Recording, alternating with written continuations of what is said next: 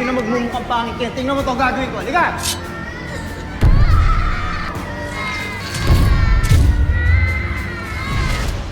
Sabi po kasi ni Boss Pakito, makulit po ako. Kaya imbis na star, X po yung binigay niya sa akin.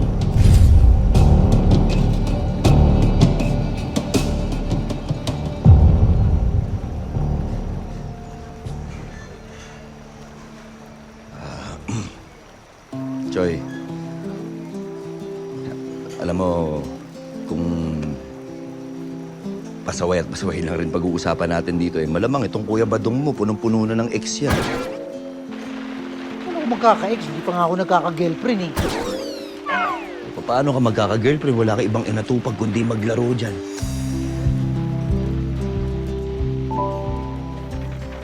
Gusto ko na po makita si Mama Rosenda.